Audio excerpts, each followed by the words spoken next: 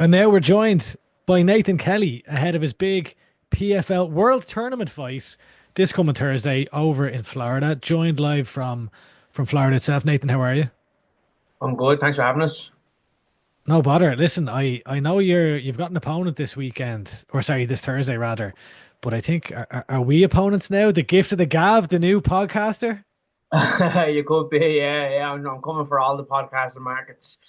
Yeah, I've been wanting to do them for ages. You know what I mean? I'm heavily invested in listening to podcasts, so I just thought, why not jump on board sooner rather than later and give it a go. So I just bit the bullet and just said, fuck it, I'm gonna do it. So I did it. Now, hopefully keep it going. Now, you know what I mean? Absolutely, and I apologize already because I butchered the name. It's the gift of the jab, of course. Yeah, Um, yeah. what made you want to start a podcast? Just that, I've always listened to them. I've always been like every day I listen to at least one or two episodes of a podcast, like ridiculous amount of hours spent on Spotify listening to podcasts. Um, and I just thought like I'd always wanted to be in a position where I could maybe be insightful to others in terms of if that's having a guest on who has knowledge in a certain area that maybe they can filter down information or people telling that I just like people telling their stories and I just know that for me listening to podcasts, stories that I've heard in the past or like people who are specialists in certain fields, like you can take on a lot of information and apply it to your own life and you put things into perspective. So I thought if I had a platform to do that myself and maybe people who maybe don't normally listen to podcasts or whatever like that, if I could get people to listen to mine and maybe have some interesting guests on, that maybe that I could do the same. Just the information of the age of spreading knowledge. You know what I mean? That's kind of what I'm looking to do with it. Just get people on with interesting stories and perspectives and have them share it, and hopefully people can relate and interpret what they're saying and incorporate maybe some things into their own life. You know what I mean? 100%. And for anyone, I suppose, who's listening or watching, the first episode is out now with Kieran Clark. Should we, you mentioned there, talking about to people in different fields or whatever, is it going to be like an MMA podcast or a general podcast or what way are you going to approach Nah, it? I want to just have it as a general podcast. I know the name kind of makes it sound like it's probably just going to be MMA, but I don't want it to be too MMA related. I think that can get sometimes to the ordinary viewer who isn't like really MMA fans or whatever like that. I kind of want to have everyone, loads of fans on board who maybe even aren't into MMA, but if you have an interesting enough guest on, they can share an insightful story or something like that. So I'm going to have people from all walks of life, and yeah, just see how it goes. I think initially the first few episodes might be more MMA kind of based because I'm starting off, and a lot of me initial guests are going to be involved in the sport because I want to get them on initially. But I'm going to look to branch out then and have like maybe then other podcasters or like kind of normal people on then as well, telling their stories and perspectives and talking about their, excuse me, talking about their struggles and go from there with it. You know what I mean? Fair play to you. Like, I mean, firstly, best of luck with it all. I think Nice one. no better man. I think you know this already, but you've always been very good to us with your time and also with Yeah. opening up and obviously hearing you on Talking Bollocks as well and other podcasts. Like you come across as authentic, and I think having a an approach like that will serve you well with your own podcast. So I'm looking forward to checking it out. And I'd encourage anyone listening to go and subscribe to the Gift of the Jab right now. But I do want to talk to you about fighting. Yeah. I haven't spoke. I don't think we've spoken since your loss to Akhmed Magomedov. And at the time, it seemed like everything was kind of going your direction where, the big fight on the biggest card of the year. And then obviously that led into your inclusion in the world tournament. I know that it was a loss, but like, not just saying this because I'm speaking with you. I thought there's a lot of positives to take from that fight, Nathan. The first round, the wrestling defense, the grappling defense was brilliant against a really strong guy. And additionally, like you had him hurt. How do you look? Obviously, it's a loss, but how do you look back on that fight overall? Yeah, I kind of looked at it. Obviously, I was upset that I lost. That was sick now, but I tried to separate my emotions from the result and look at it from a more neutral and kind of like separate entity kind of perspective, as if it wasn't me who was fighting. So I look back at me, like you said, me wrestling defense was very good. I did some damage, took us back. There's obviously a lot of things there that I wanted to fix. Like there was some moments of hesitation where, when I hurt them, I shouldn't have rushed them. I should have just backed off and picked me shots. And when he went to the ground, or maybe I shouldn't have followed him to the ground. Maybe I should have tried to stand and land some ground and pound. When I did pass his guard, I was in side control and I just hesitated for half a second, and he ended up rolling up, and I went to take the back. Whereas on any other night, I probably would have tried to go to mount straight away when I went to side control and get me establish some control and get some ground and pound off or a choke. But they're all shoulda, woulda, couldas.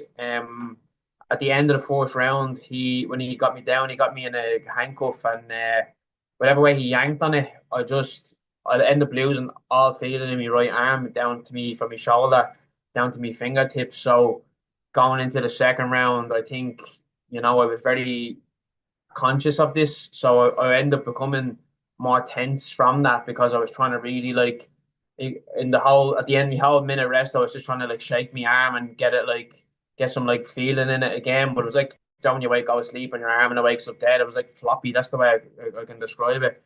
So that was kind of playing on my mind going into the second. So I actually think I tensed up and stiffened up a bit, as opposed to maybe just kind of loosening up and just accepting that my arm was a bit compromised and just tapping away and maybe trying to wait for certain openings. But like the position he had me in when I was kind of on my elbow, trying like obviously the escape is get from elbow to your hand and frame in and get some space for your hips. But because I had no feeling in my arm in the second round, when he had me on my elbow, it was like I knew I should have just got to my hand, but I was just like, fuck, my arm just won't work. Do you know what I mean? I was just stuck there. Like I didn't really feel too much like he was landing the ground and pound, but like I wasn't really significant in any way. I didn't feel like, oh fuck, I'm fucked here. Do you know what I mean? It wasn't nothing like that. It was just more so like I'm stuck here. I can't get to my hand and I can't create the pressure for the space that I need to get my hips free. So I was just trapped in a bit of an awkward position. And then towards the finish, then he was kind of in a position where he was tapping away, and the referee was kind of being like, "Oh, you need to move," and I rolled a certain way that ended up giving him me neck. And yeah, look, it is what it is. A lot of things I'd have corrected, but still a lot of positives to take from it. You know what I mean? I stepped in there, on a very big stage yet again against a very tough opponent. Most people probably run scared of them, but the Dagestanis and stuff like that, I was willing to fight two of them. So yeah, I took the chance. It didn't go my way, but I just believe that everything happens for a reason, and that was me. That was meant to happen to me on that night for whatever reason that was. You know what I mean? Your story has been told, I suppose, through the lens of you coming through adversity, both with, the two losses at the start of your pro career and then kind of the mental battles that you had to kind of get through after that. You went on an 11 fight winning streak after losing those first two fights. You've come through losses before. What was this one like? Are you able to compare maybe this loss versus the losses back at the start of your career? Um, I never really put that into perspective. Really, I didn't really think too much about it. Like I wasn't really delving into analyzing the loss or thinking too much about the loss. It was just like more like a fuck it. Like I'm at the losing. It happens. You know what I mean? It's top level of sport. Sometimes you win, sometimes you lose, sometimes it goes your way, and sometimes it doesn't. So I was more looking at it from a like, right, it didn't go my way.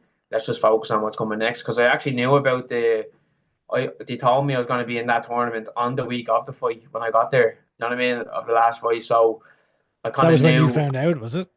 Yeah, I found out on the day I arrived at the hotel, like, so I kind of was like, when I lost, I was like, all right, fuck it. Like, I'm going to be up again now in 10 weeks' time. Like, what's the point in feeling sorry for myself and crying over spilled milk? So I kind of had something to put my energy straight back into. So it was kind of a blessing in that sense. You know what I mean? I knew I was going to be up again soon, and it shifted me focus on improving and getting better for the next one rather than delving into too much thought about what went wrong. Do you know what I mean? Yeah, 100%. I mean, like, there's probably different ways that different people will take something like that. Obviously, coming off a loss and then being like, right, geez, I have to go into a world tournament here. Some people might think twice about that, but it sounds like you were guns blazing, like, right, straight on to the next challenge by the sounds of it. But like, there's not like I don't see why like losing. I was like, oh, I need time. I need to. If anything, it's not get me straight back in. I want to right some wrongs. You know what I mean? I want to get myself back on track. And a night that just slipped through my fingers, I want to get a hold of this night now and make sure that I don't let go of the chance and the opportunity that I'm getting. So yeah, I was more like fuck it, just get me straight back in. And then as well as that, like I have the potential, to have three more fights in the next 6 months. So like if I can manage to pull it off, that'll be 4 fights in 8 months this year. So that'll be some activity, and hopefully, fingers crossed, take no damage, get into the next round, win, get to the next round, win the final. I'll have a few quid in the bank then to show for it, and yeah, I'll hopefully have then a world title to wrap around my waist. You know what I mean? Do you feel like you have a point to prove now coming into this tournament? I kind of feel like I do, but then I also feel like I don't. Do you know what I mean? I'm in a weird mix of emotions towards like in me, like I kind of been like, yeah, I want to prove to myself that I belong here. Do you know what I mean? I don't even feel like I want to prove to anyone else. It's more so like myself. Like I know how hard I work, and I know, on the night how skilled I can be and how calm I can be, and I just want to go out and show myself like I belong there. You know what I mean? And I want to feel like I want to get that first win and instill in myself like this is where you are meant to be, because I firmly believe I'm meant to be in this the position I'm in now. So it's just proving to myself, proving to me coaches that the work we've done this far through me being a teenage kid up until now to get me to this position. I want to prove to myself and them that like we are where we meant to be. Do you know what I mean? So yeah, I just need to go out, and once I'm calm and relaxed, I just feel like I'll be popping, and I'll be more alert, I'll be focused, and just I'll see everything. Do you know what I mean? So, like I said, I just want to prove to myself that and it maybe supposed to the PFL that gave me this opportunity wasn't a mistake. Do you know what I mean? You talked there about the opportunity, potential three fights here. PFL have obviously kind of diverted away from their previous traditional points-based system qualification. Then on, it's straight knockout. It's you're in the quarterfinals now, semifinals, and then the final. What do you make of that? Like, does that do you prefer this approach rather than the previous one, or what do you think?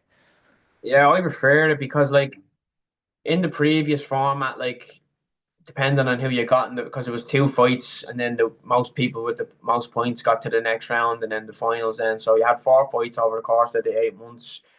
But like I could have got like if I put it like on paper, like let's say I get the hardest draw, right? And I beat them by decision. Like let's say I get the number one seed and I beat them by decision. I'm only gonna get 3 points for that. Whereas I probably had the hardest fight out of everyone. So like people who might be someone who are way better than will knock someone out, get max points, and I bet the number one prospect in it or the number one seed, and I'm still might not even get through to the final. So like it was a bit. I used to think like I used to worry about that in the sense of like, oh, imagine you get a tough draw and then you get two tough fights, you beat probably the two best people in the division by decision twice, and you have only 6 points, whereas some of them might have 12 points or whatever way it works at the end of it, but they didn't have to beat the style of and level of opponent that you bet. So I felt like that could have been a bit disheartening. You're like, fuck, I fought me heart out and I still didn't get to the finals. I didn't qualify for the finals. Whereas this now, it's just like you win and you're through. There's no excuses about going to decisions, or there's no bollocks around that type of stuff. So it's just win, get through, and then you're in the final. So it's simplified. I think simpler is easier. I think 8 fighters is a perfect amount. 3 fights over 6 months. I just think it's a way better style, and it's yeah, it's just the simpler the better. You know what I mean? Yeah, I mean, there's also a great opportunity. Like you're talking about wanting to show to yourself that you belong with the best in the world, but you've got guys like Jesus Pinedo, Adam Boric, Jeremy Kennedy, Movil Kabulaev. Like there's brilliant opportunity there for you to go out and prove that to yourself and to the world. And I suppose the additional added bonuses, you already know the structure of the tournament and the seeding and all that stuff. So, you've got you've got Jeremy Kennedy fighting Movlid Kabulaev ahead of you or after you on the card, and then you'll be, if you come through this fight, you'll be facing the winner, right? Yeah, that's it. Yeah, and that's what makes it interesting. You get the all fight, get to sit back and watch. who I'm fighting next, and that's going to be a cracking fight. I don't know how that's going to go. Um, like Jeremy's a very very good grappler, and obviously Mavleet is fucking ex-champion. So I don't know how it goes. Can Jeremy pull an upset on the night and take out Mavleet, who's had a bit of time off? Who knows? Or will Mavleet go out and dominate? That's the intriguing part of it. But I, I was kind of at the start. I was like, all right, I have one of these two next. But I wasn't really. Then I shifted my focus. I was right, fuck them two. I'm just gonna focus on my own opponent first, and then I'll have the amount of time I need to prepare then for that type of style then after. So initially I was like, all right, I need to fight this lad, and then if I beat them, I could be fighting one of these. And then I was thinking about all this, but I just shifted back to simplicity and didn't think too many steps ahead. So I'm just putting one foot in front of the other now at the minute. Take out Tae Kyun Kim, whatever his name is, on Thursday, and then I can assess who's next and what way to go about me training approach. You know what I mean? But I'm going to be facing a grappler anyway, one way or the other, if all goes well on Thursday. So it'll just be body types and type of grappling styles that I'll have to adapt to in the next round. You know. Who do you feel is the favorite in the 145 tournament? I would have thought maybe your man Mo Blades because he's undefeated, isn't he? He's the ex champ, maybe him or I don't know. I don't know. On paper, maybe him or your man Boric, maybe could have been. He's very skilled all around. Um, like on that side of the bracket, I would have said Boric, and then on my side of the bracket, would have said probably your man Movlade, and then it would be how them two styles would have matched then if they got to the finals, But yeah, on paper, that's who I probably would have went with. Like I'm chilling as the underdog, you know what I mean? So it's like, it's like I'm the underdog anyway, so it's not really like there's not much pressure on me in that sense. So that's kind of a bit of a gift. But Do you like being the yeah, underdog? I like being the underdog, yeah, because I think if people write you off, it gives you a bit more of an incentive to be like, you'll soon find out. Do you know what I mean? It's like a whole like, yeah, you'll soon find out. Do you know what I mean? So like me and my opponent, we're the two newcomers to the tournament. He's having his first fight with PFL. So yeah, well, like we'll obviously be the two underdogs. They've kind of fresh meat coming in, so putting us against each other was a good kind of matchup in that sense. And then obviously I won't be the favourite going into the next round. So it's about me making sure that the bookmakers lose loads of money. So that's the plan. That's it. Well, look, let's talk about your opponent. You're fighting Tae Kyun Kim, South Korean fighter, I believe. He went on a 10-fight winning streak to start his career, beating the likes of Eric Da Silva, and a host of other fighters. His sole loss is a split decision as a pro. What do you make of him coming into this? You mentioned there it's obviously his PFL debut. Yeah, he's a very good fighter. Long, rangy, southpaw. He has good like output. He has like good. You'd say kind of like has kind of like a Nate Diaz kind of like poppy punching off the shoulders type of buzz to him. So he's able to put it on opponents.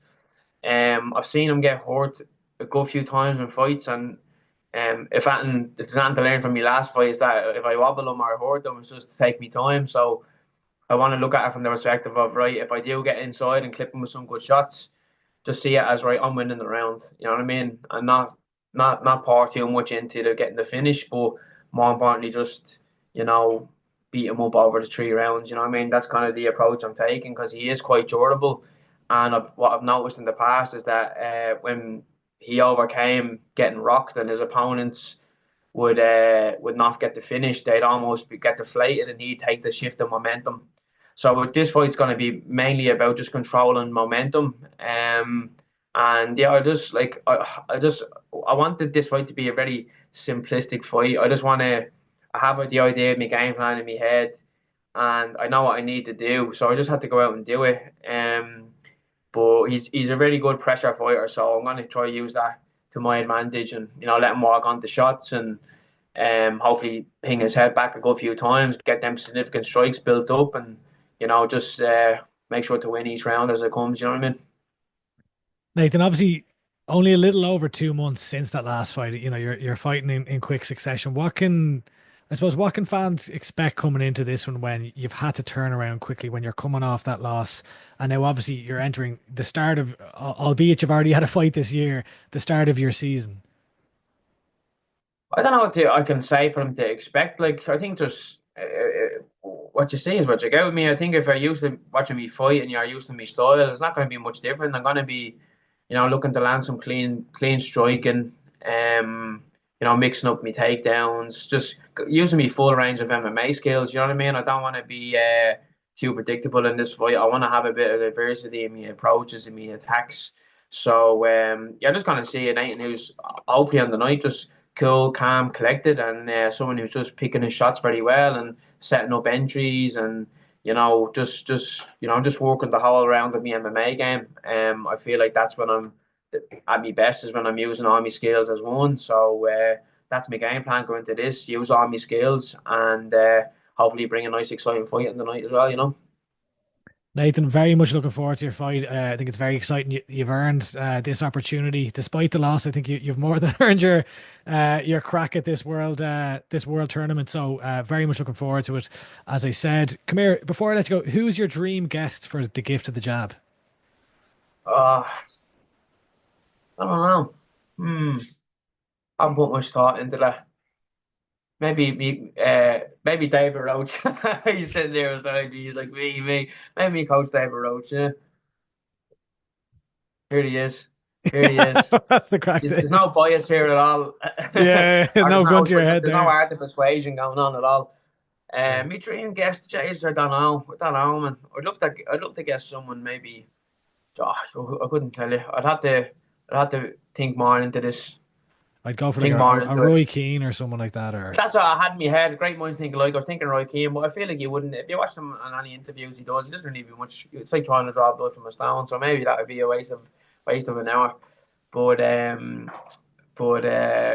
know. I'll have to think about that one for the future. Baldy McDonough or something. Love to get him on telling the story. Imagine that. That'd be a mad old podcast. I've seen him on podcast before and it didn't look good. So maybe it wouldn't be a good look yeah, for me to take maybe him on. not, maybe not. Yeah. Well, look, Nathan, listen, team captain, team Andy for anyone who watches the L Triangle. I'm gonna make it back up for you, Andy. I promise. I promise. I actually feel terrible because I feel like that was all my fault. In fact, you can just blame me. I was like, I guarantee a win. It's my fault if he loses. So we'll scratch that one. That was my loss, really. It doesn't go against Yeah. your record. And on to the season. But look, Nathan, appreciate the time today and all the Nice best on one. Thursday. Thanks very much, Andy. I appreciate it.